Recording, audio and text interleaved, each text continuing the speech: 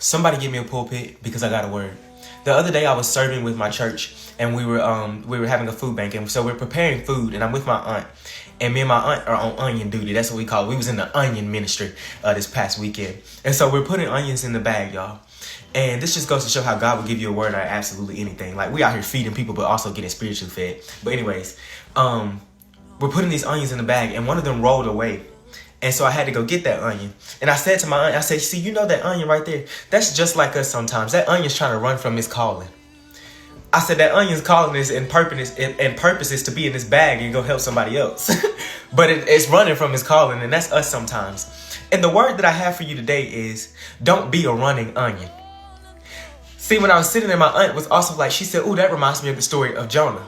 And if you know about the story of Jonah, Jonah ran from his calling. God called him to go to Nineveh and speak a word, but Jonah ran from his calling. He ran and he ran and he ran. But each time that he ran, God still called his name. So here's what I want you to understand, running onion.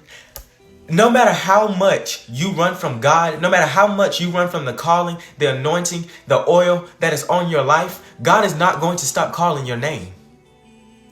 He's going to keep chasing you down in merciful pursuit because there is something on the inside of you that is greater than you could ever imagine. That's why you can't do what everybody else does, because there's a calling on your life.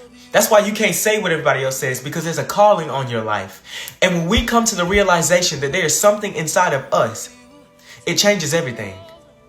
So my simple word for you today is, don't be a running onion, because God's not going to stop calling your name. So if you receive this word, that's exactly what I want you to put in the comments. God, I won't be a running onion.